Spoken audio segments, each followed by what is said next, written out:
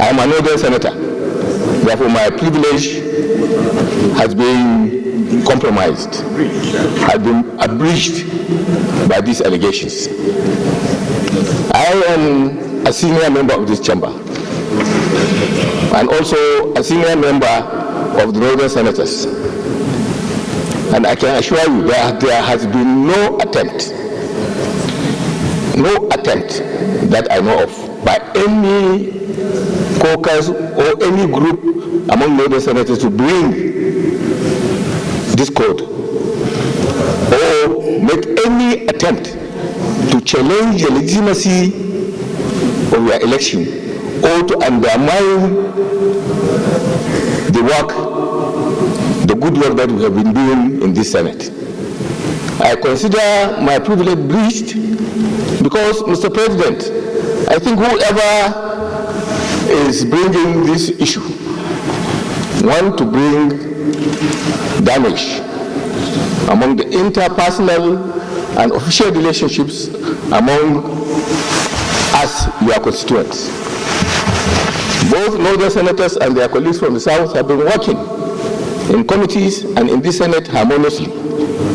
Therefore, any attempt to bring any kind of discord along regional lines in this institution is not going to augur well for either this institution or for this nation at large.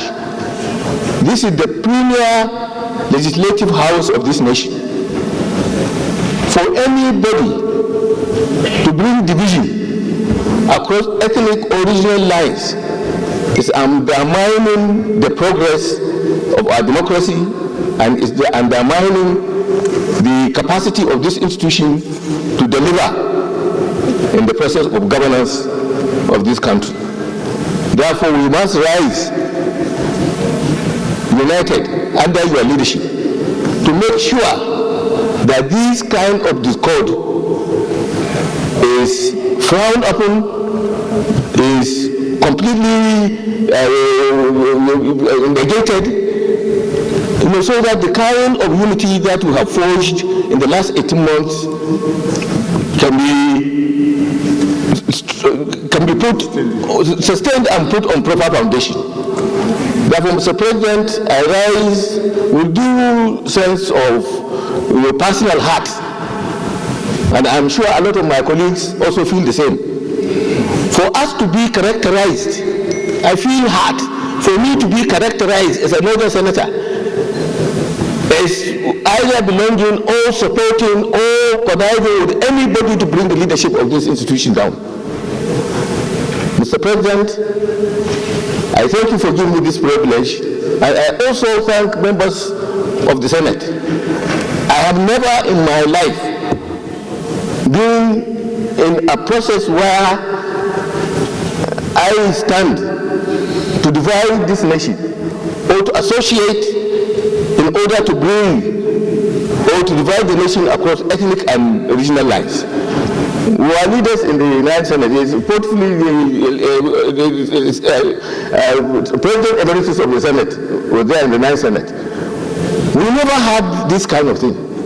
Therefore, I think this is the work of certain subterranean moves which should be resisted by this Senate to bring discord, because this discord, we have about 2 years, 4 months to go to the end of our term. This discord has the capacity of bringing the work of this Senate to ridicule, and all of us should stand united behind your leadership to make sure that this issue, this thing does not happen. For some of us, they are probably being seen as the frontliners to say, without consulting my friends, my colleagues from the North, that I move that will enforce a vote of confidence in both you, the Senate President, and the Deputy Senate President, and the entire leadership of the National Assembly in this regard. And I'm very positive that this is the way to go about it. Anybody who wants to create any problem, going out can create it on himself, but not on our behalf.